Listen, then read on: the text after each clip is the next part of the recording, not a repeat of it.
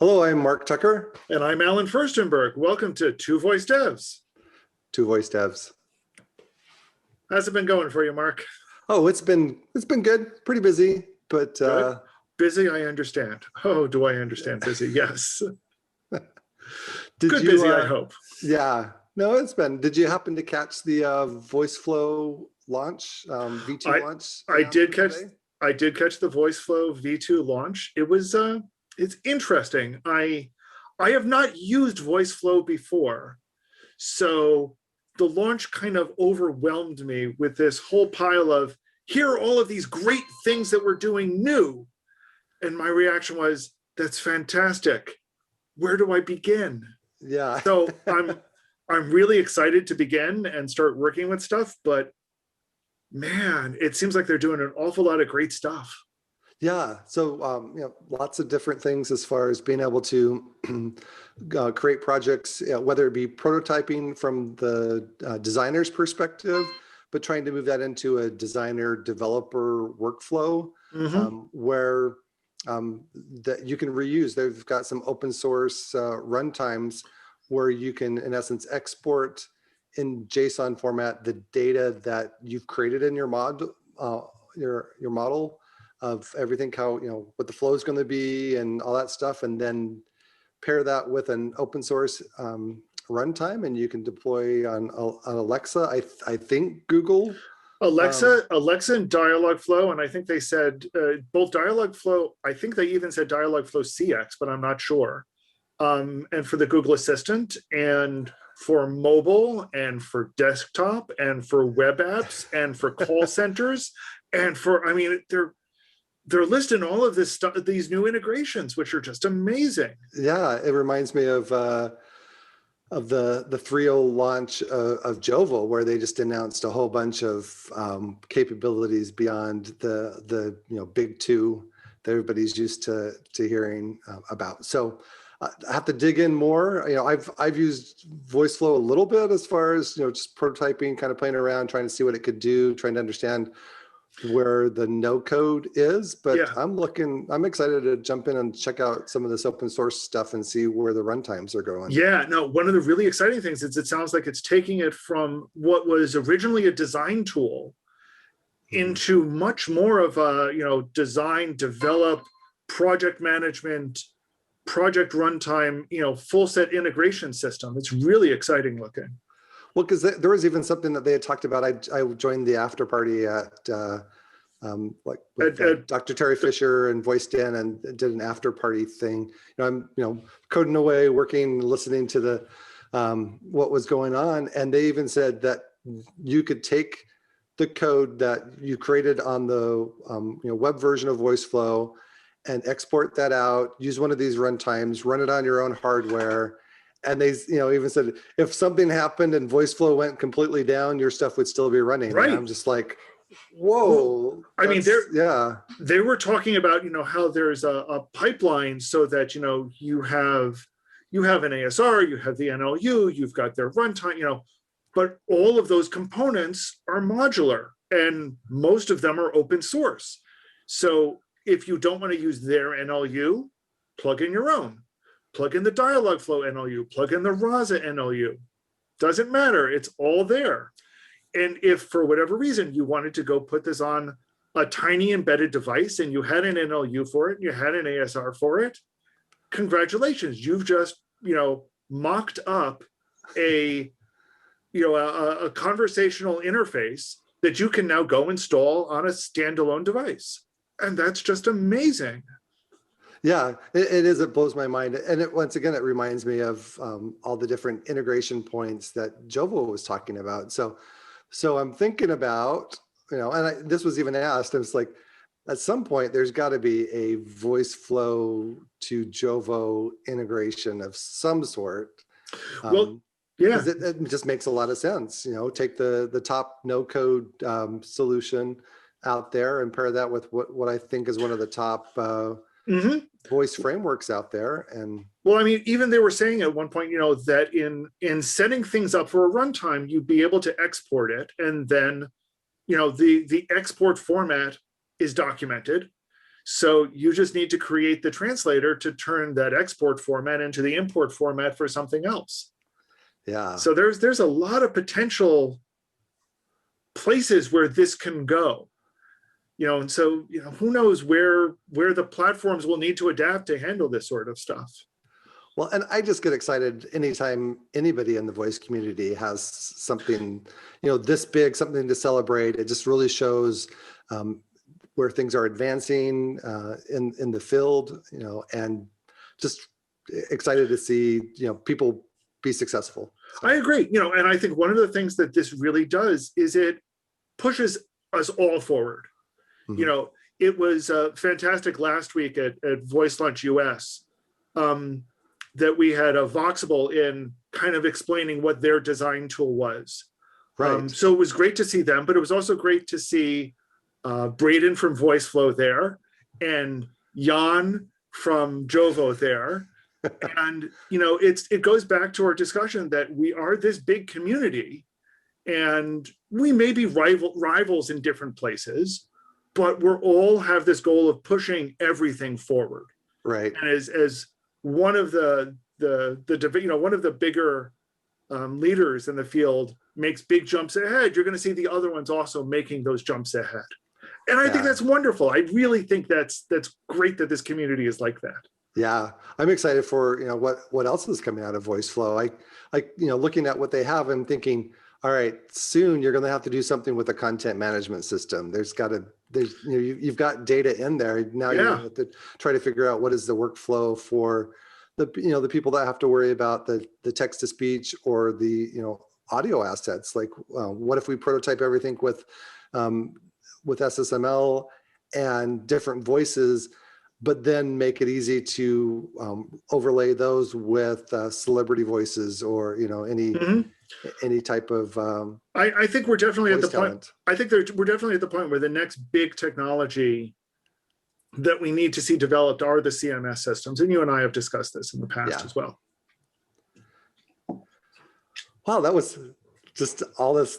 I didn't know I had so much to talk about with the VoiceFlow launch, but once we got started, I was like, it's wow, exciting. I mean, it's exciting stuff. It's always exciting to see new stuff coming out in this field. I agree. Yeah. So let's unpack. We'll be working on that for. We will. Maybe we should.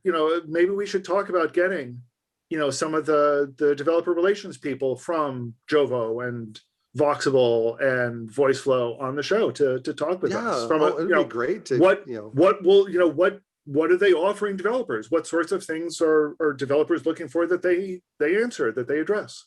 I think that's a great idea. Yeah. So we need to work on that one. Expect that one in the future. When we talked about what we wanted to talk about this week, though, we kind of wanted to follow up from a show about 2 weeks ago, where we kind of started hinting at making sure we didn't run into performance issues, right, and the pitfalls of doing so. And since then, you ran into performance issues in exactly the way we talked about on the show. Exactly. So why don't you start by telling us what happened and how you fixed them? Yeah. Well, I'll tell you how I fixed it. I just commented that code out. So what happened was I had an existing running skill and it was running Dashbot. And for some reason, it glitched out and it wasn't, the endpoint wasn't hitting it. So it was causing my skill to go down. Well, and my action, because it was snatch word. And so I was like, what is going on here? And I was able to see the debug and there was an issue and I sent something off to Dashbot and they did respond back and indicated, after looking into it, that they thought it was just a glitch. That wasn't something that's going to be, going to be, I guess, long-term or something. But I was, worried about people hitting my, action and skill that day. And so I'm like, all right, I just, in my code, just commented out any, my 2 or 3 lines that would be my implementation of my, Dashbot plugin, and just recompiled and redeployed, and off we go, right? Mm-hmm. So right now things are running without Dashbot analytics. Part of that was because the plugin that we had didn't do good error handling around the Jovo plugin didn't do good error handling around the Dashbot URL posting failure. And since that, because it's open source, had somebody in the community jump in and go ahead and make those fixes to all the different plugins that had to do with analytics and push those out. So I believe it was Matt. I believe it was Matt Buck of Voxable, wasn't it? Voxable, I think it was. Has become full circle again. So yeah, so he did that, and I had sent him some information about what my error was looking like, and he's like, yeah, it seems like that's the way to go. So that's fixed out there. I just need to pull down the latest and re-enable things, re-enable and redeploy. But that does answer questions. One of the things that you have to do with performance is that you have to worry about not only how long your code is taking to run, but how long the API calls that you're calling is taking. And if any of those calls either have a really long timeout set on them, or take a while to determine if they fail, then you could be in a situation where you run out of your 7 seconds that you get for each round term. And it's 5 seconds on the Google side. So I didn't know that it was 5. It's 5 seconds on the Google side. So I got to change that on my skill and stuff, because on my since I have a single code base running for both skills and actions, I'm gonna have to change that to 5. So that's even less time. But even at 5 seconds is a long time when you're talking to something. It is. I mean, if you think about it, and you try talking to something and you wait 5 seconds for an answer, that's a long time. So, even as generous as 5 seconds are, I think we need to be thinking, we always need to be really conscious about how quickly we're responding. And that's why one of the tricks I like doing as much as possible, unless I need to do it during those 5, from the request to when I send a message back, I wait until after I send it back if I can. If I can possibly wait, I wait, because half a second. If I can shave off half a second, that feels like a lot. That's significant in some ways. Yeah, so like on the very basics, you need to make sure, like if you're running in Lambda or some other cloud service, if you're doing something serverless, there is going to be some sort of a delay, a cold start time on the very first one. And if you've got a skill that's not getting used very much, then you might want to do something like go and ping it every so often. I think actually on the health check thing that they've plugged into the Google stuff actually acts as a warm. It is just enough most of the time, not all the time, but most of the time, yes. To keep things warm on the serverless side, so it's not creating I guess starting everything from scratch, but it's actually remarkably fast comparatively. On the serverless side of things to get things started up. But that's one thing to pay attention to, and make sure that how you've got things configured, like I'm running on Lambdas, how big or how much memory that you set on your Lambda really determines memory and CPU. Yes. And so pay attention to how things are perceived and taking. Check your CloudWatch logs, because it's going to tell you your request response and like how much time it took. And there are other tools, I think, that actually evaluate different versions of the Lambda scaling options to help you pick the right one, but make sure that you're using a beefy enough. One of the interesting tricks I realized at one point was that if I doubled the amount of CPU that was allocated to it, it cut the time in half, the execution time in half, and I was paying the exact same amount, because doubling the CPU costs twice as much, but it's running in half the time. Yeah. So it comes out to about the same price. So, don't think you need to run it on the cheapest option. Experiment with faster exactly. CPU levels and see what the pricing of it comes at, what the real timing turns out to be.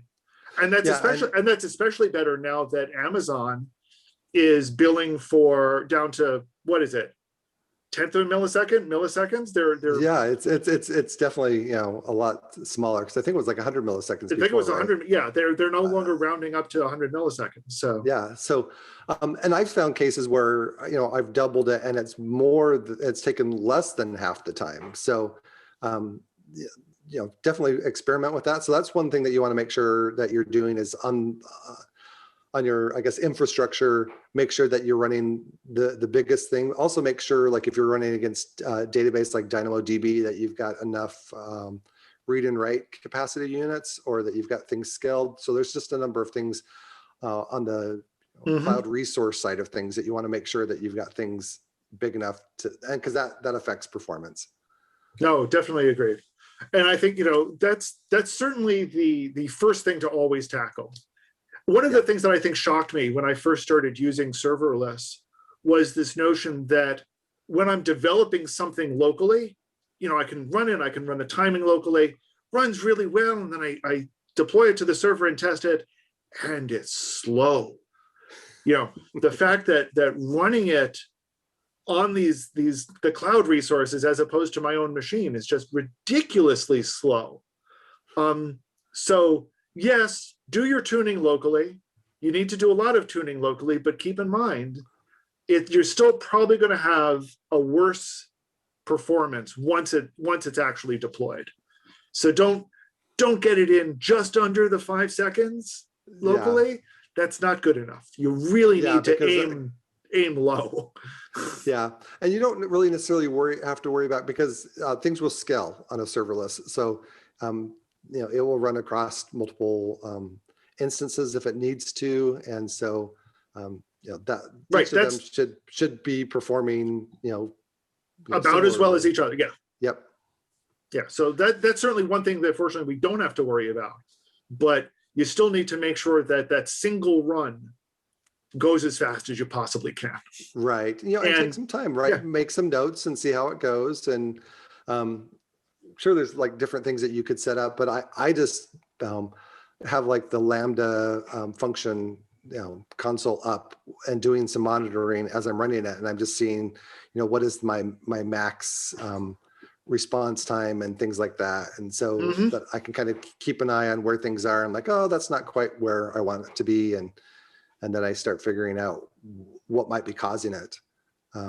One of the, as we go into the what might be causing it part, I know one of the things that I started to do with multivocal, again, as part of the afterwards, and that actually happens throughout the entire thing, is that each request logs a start and end time at various points in it. So I can see that, okay, loading the configuration took 1 millisecond. Doing this part of the processing took 10 milliseconds. And when I start seeing numbers, creeping up, I can now go in and look at, okay, which part of my code exactly is causing me the biggest penalty? Yep. And can I do something about that? Yeah, no, that's a good way to do it, because then you've got at least a log or a place, someplace you can go back and look over time and say, what was it last month, or what's going on now, what's different, what's taking time. And putting that instrumentation in up front lets you go back and say, okay, where have I started running into problems? What's happening now? Yeah, and when I do logging, I go through a logging class where I can then change it. So it's not just console logs that get logged all the time. Then I can set an environment variable, which is a log level. And so I can turn, full debug on, which is going to give my enter and exit logging, all of my, trying to find something exactly where something is. And then once things seem to be up and working, I can turn that to a less verbose logging. So you're going to be logging less. There's going to be less clutter in your CloudWatch logs and things like that. Yep. The thing I like about this, about the way I do it with multivocal now, is I have that individual logging when I'm trying to figure out a problem. This lets me kind of get a snapshot of the whole thing Mhm. and say, okay, the whole request took a second, but this chunk took, half of that time. Right. And even if I don't know exactly what in that is taking it, I can start to narrow down. Yeah, you can do that, because it turns out that you might need to make multiple REST API calls to get to something that you need. And just remembering every request response cycle is completely stateless. And so if you're going to have some state stored in a database, then it's going to start and it's going to pull that information, that user session state, out of the database, and at the very end, it's going to write it back to the database. And so you can start to use those things, but you might need to make an API call to get a token to then call a secure endpoint, or log in or authenticate some way, to then make an API call, and maybe you have to make 2 or 3 API calls as part of one thing, and that might be taking 2 seconds to make all those API calls. Right. And some of that may even be out of your control. If you're using a library that is, making calls that have to authenticate with OAuth, the library may be the one that realizes, oh, this token has expired. Let me go refresh the token. Well, that's now another API call or 2 that's out of your control. Right. So it needs to be done, but you're not doing it. Yeah. So pay attention. Like if you've got options for different ways of different providers of this, service, maybe take a look at that, and make your choice based on how chatty the API is. Or if you're working on an internal project with a team that's in control of the API, then you may need to say, hey, I need this other endpoint over here that's going to give me back exactly the data that I need, or maybe use something like GraphQL or some of the newer technology where you can say, I've got these multiple tables that have information in it, but I only want to do a join across these 2, and this is all the information that I want back, and they can do all that in one API call. Mm-hmm. One of the things, and this is an issue I encounter a lot in Voodoo Drive, because it does a lot with the Google Drive API and hitting the Sheets API, and when Sheets start getting long, they start getting slow. What? Yeah, shocking. So it's interesting to start saying, okay, how can I narrow down what I'm asking for? Yeah, as much as possible up front. Because what eventually does start happening is, even if you're requesting a large chunk of data, even if that's 1,000 records, that starts adding up. that is a lot. Yeah. And again, even if you're just talking 100 records, if the records are large enough, the network time to transmit that starts creeping up. And again, maybe we're talking 200 milliseconds, maybe we're talking 500 milliseconds. That starts adding up when your limit is 5,000 milliseconds to do everything. When you have to start thinking about it in those terms, you're like, okay, how do I shave off 100 milliseconds? Because that's a crucial 100 milliseconds suddenly. Yeah. Well, and you have to think about it. You're not going to, there might be a reason to return back 100 rows or 1,000 rows, but it's not like you're going to go through and say, item 1 is this summary information. Item 2, you're not going to do that. You're going to, only want to have, 3 or 4, maybe 5 at the most options, coming back on something. So then you really have to think about, okay, how am I going to do paging? Mm-hmm. Or implement some of these other technologies. Something that I do, like if I'm going through some information and you get to what would be like a detail page in an application, and so that like the context now is a specific person or a specific day or whatever the thing is, then I actually save that result of the API call for that specific item, or maybe even the last API call's results back in my user data store. And as long as that doesn't get too big, then that a lot of times is going to be faster, and that call already needs to be done anyway for the other stuff I'm saving. That now I've just saved an API call that I have to, or a series of API calls that I have to make to get that same data back. So doing some smart caching in your user session, and then like clearing that part out when you've moved on to your context, or when basically treat it like session storage for that information. And when your skill or action ends, then you can flush that portion of user storage. In fact, I actually created it under a subkey that's called /session. So then I just clear everything under my session. When you know the session is dead. And this is one place that Google handles some of that for you. I mean, it saves a database. Well, it saves you having to do a database call. There's still a database call somewhere. It's just that Google gets to handle it instead of you, and Google gets to manage it instead of you. But it's still there. It's still time. It's still time. Yeah. That's what we're talking about. I have something else. Did you want to? Well, I wanted to follow up on the talking about API stuff still a little bit more. There's still going to be some cases though where your API is going to take longer than the 5 seconds you have, and that's just the nature of some of these APIs that we're dealing with. And that's where it starts getting complicated. I know that both platforms have different ways to deal with that, and they're tricky. So I know Alexa has a way that you can start sending back a result, and then kind of send oh wait, I actually have more answers for you. Which I don't know, is that, I remember reading about it. Are you talking about progressive response? That must be what I'm talking about, yes. Yeah, actually progressive response is just being able to send back saying, hey, I'm getting some information. So it's a way to send back a little, I guess, some TTS back to the client while it's making the API call. So you don't get any extra time. It's just kind of like that. Oh, interesting. Okay. The showing the cursor on the UI or something to make it seem like it's doing something. So you're like, oh, okay, it heard me.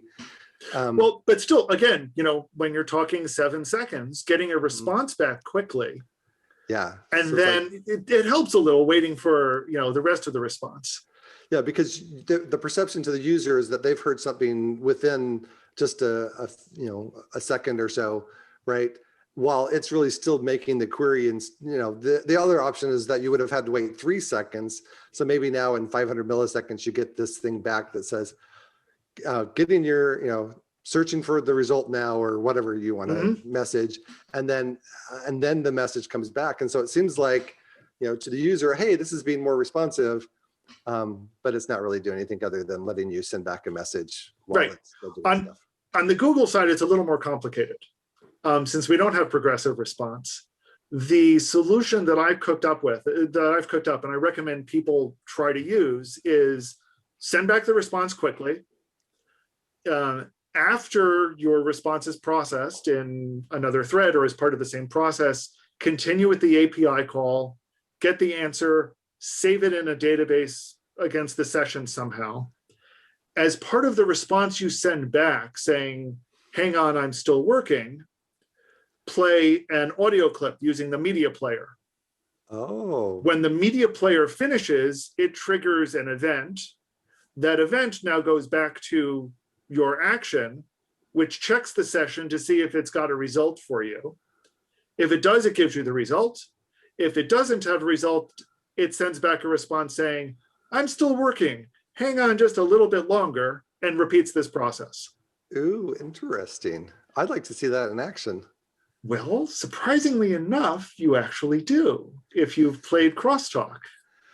Oh, I didn't notice that. Well, it's because I'm very subtle about it.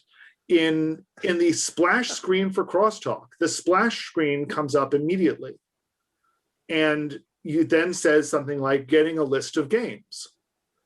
Well, that getting a list, and then if you listen very carefully, you'll hear an audio clip played. Ah. That getting a list of games plays the audio clip and then triggers the next round. Now, I'm guaranteed to get that in one round. So that's not it's not forced by timing. But I did that because I wanted the trivial response. I wanted the splash screen to show up immediately. Immediately, yeah. And then, because loading the list of games could take a little bit longer. I see. That's a nice little trick. It's a clever trick. It's one of those tricks I keep thinking I should, formalize and codify into multivocal so anybody can use it. But I've talked about it a couple of times now. Oh, well, good. Thanks for sharing that. It also fails in certain cases because not everything implements media player, which we talked about last time. Yep, that's true. So in those cases, you need to respond with something like, I'm still working, give me a moment, and then say something. And that starts getting a little weird. Is that okay with you? You want Yeah. to keep something? I don't know. Yeah, something to prompt them. So it's not a perfect solution, but it's an interesting workaround that I found. That'd be interesting because you could do something interesting like, hey, while we're waiting, here's a little poll. Would you rather be a dinosaur or a frog? And it could just take whatever, right? It doesn't. That's a good point. What Yeah. the answer is, you could kind of make it like a fun little quirky, whatever the style is of the game that you're doing, or the rest of the app that's going on. Yeah. Just getting a little bit of information if you need to get that information as well. That's a great point. Yeah. It's kind of like, hey, while we're waiting, let me hit you up for some information. Something else that you can do because actually, sorry, I just want to finish that. It occurs to me I have seen that actually in action. There was a travel, it was either a skill action or both, that got a bunch of flight information, but then the lookup for that flight information took a couple of seconds. So it said, while I'm looking up this information, let me ask you some more questions. And it would ask some more questions about what do you intend to do at this destination? Is this destination for work or for pleasure? Are you going, do you need a hotel? So that once it had the result back for you, it also had a little bit more information, some of which it may not have exactly needed. Well, that's interesting. If you're able to capture that information, I remember a conversation I had once with Heidi Culbertson, who was really good at figuring out, based on what approximate age you are, maybe if you need to have things said in a lower tone or slower, or based on or use different phrases. Yeah. And so one of the ways they would do that would be, the direct way is like, how old are you? Or, what's your birthday? Which is kind of evasive, but you could ask a question like, when you were 10, what was your favorite show? Was it more like, Gunsmoke or Three's Company? I don't know, whatever, right? You should be watching Three's Company at 10. At least that's a great point. Is using that opportunity to get additional information, which again helps you determine how best to respond to the person you're talking to. You could get information that would help personalize the whole overall experience. It may not be something that's directly related to the game or app, but you could ask some information that could then help personalize it. That's cool. I like that idea. A lot of interesting thoughts on that one. Yeah. When a Lambda function starts up, then actually you use it and then it can be reused by somebody else. But if it doesn't, then it kind of hangs out there for a little while.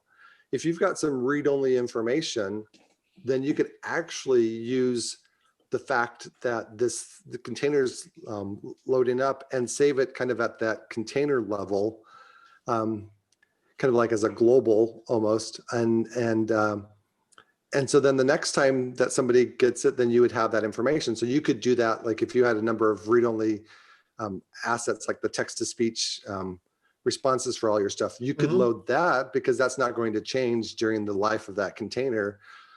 So there could be other things that you do.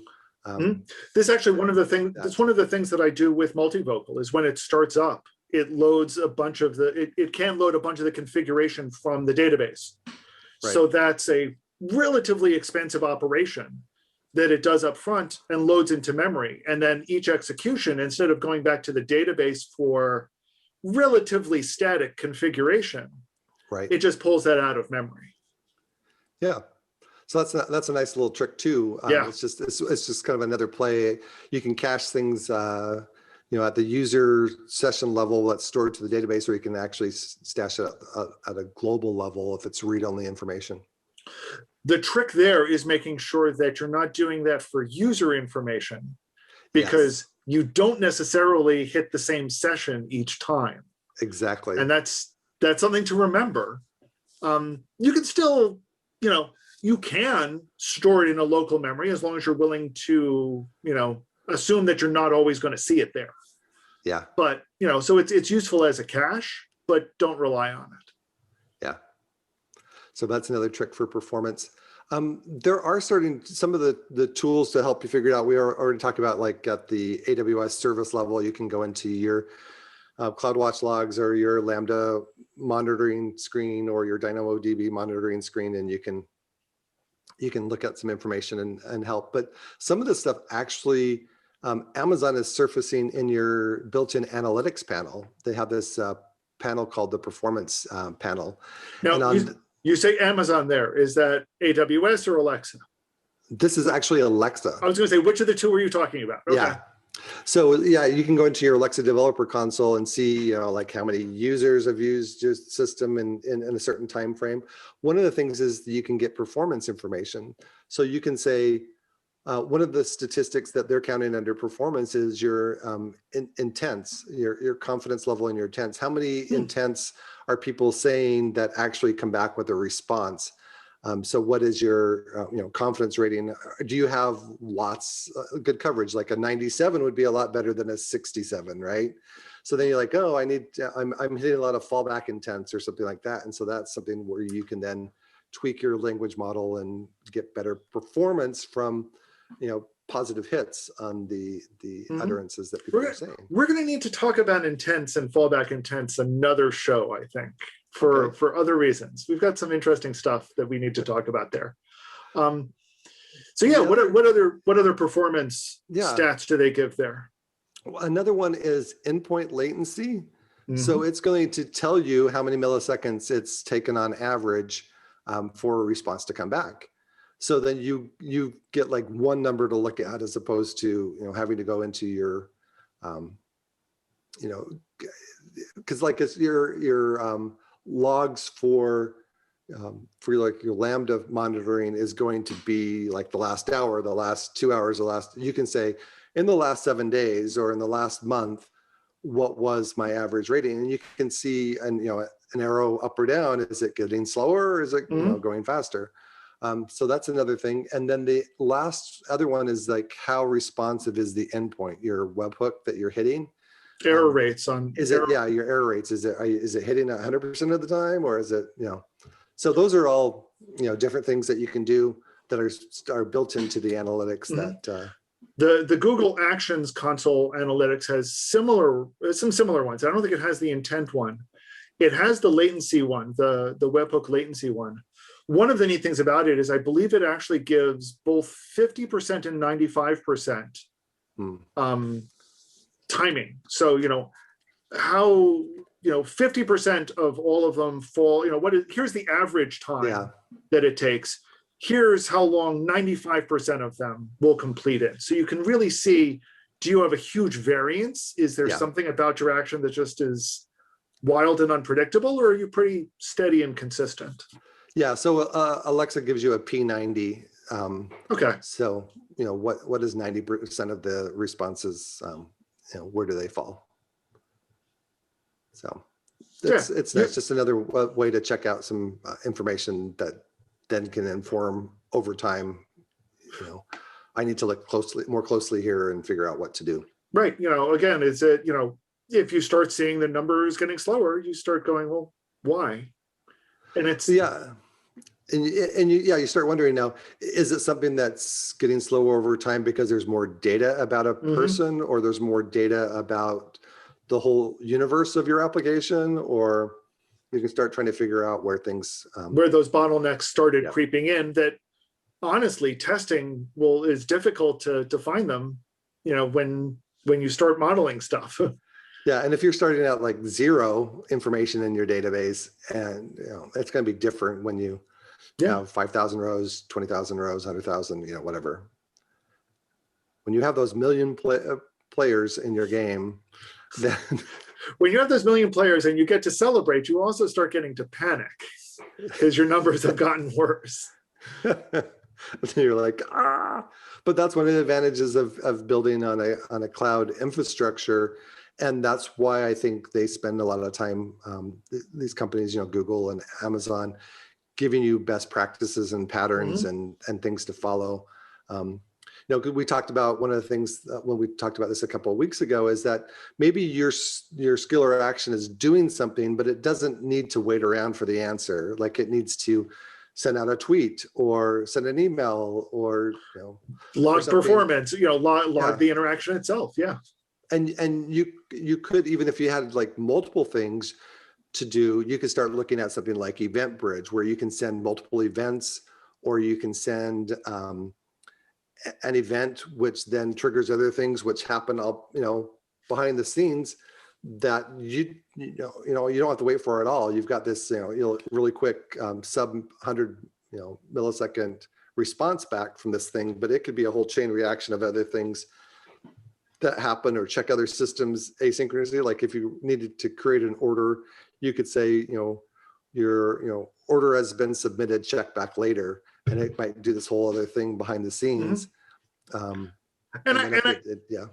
think that's important to remember, because normally, when we're developing, when we develop visual user interfaces, it's pretty common for us to do everything and then reply back when it's all done. Yes. We see that pattern on web pages that we put up a spinner. We see it actually on mobile when we put up a spinner. That's not best practice here. Yeah. But for stuff that we don't need to respond to specifically, don't. Because once again, we have 5 seconds. Yes, 5 precious seconds. I really can't emphasize that enough, that if there's something that we can defer to after we send back the response, defer till after we send back the response. Well, and the other thing is, if you need to make multiple API calls, is there a chance that those could be happening in parallel? Yeah. So you could, kick all of those off, your 3 different API calls back, and wait. And then the time that you're waiting is the time for the longest, the slowest response to come back, as opposed to doing that one after the other. If there's a way that you can do that, there's ways to do that.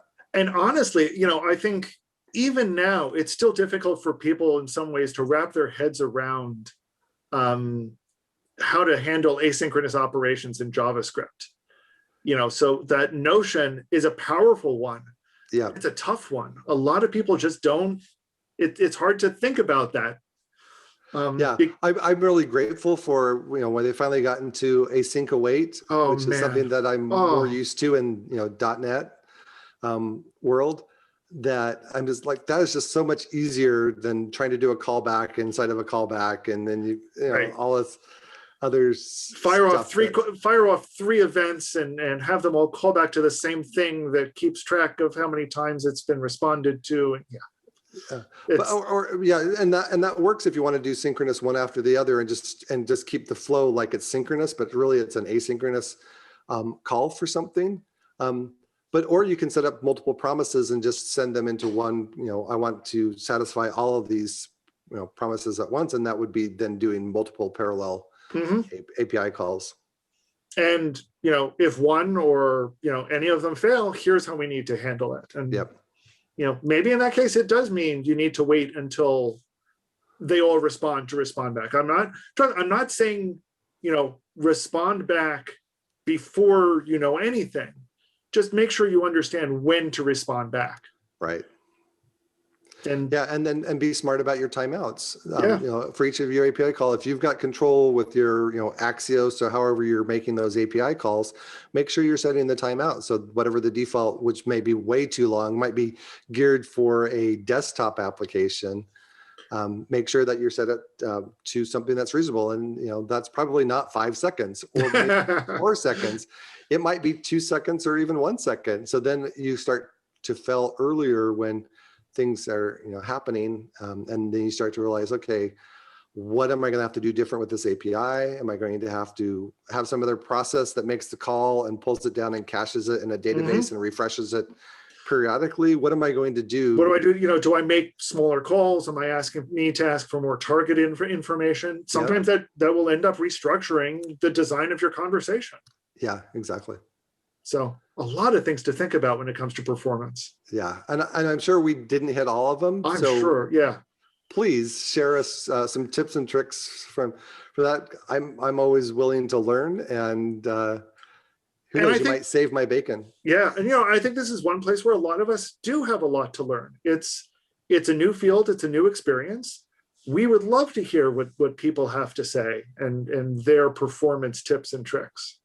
Yeah, please do. And if you want to hear about a specific problem that you're hitting and want our opinion, we'll just speak up, or have an idea for a developer you want on to share some of their insights. Just let us know. We are always on the lookout for new questions, new problems to help you solve, and hopefully that we can solve together. And if those that we do get, we will talk about them another time on Two Voice Devs. Two Voice Devs. Take care, everyone. Yeah, take care.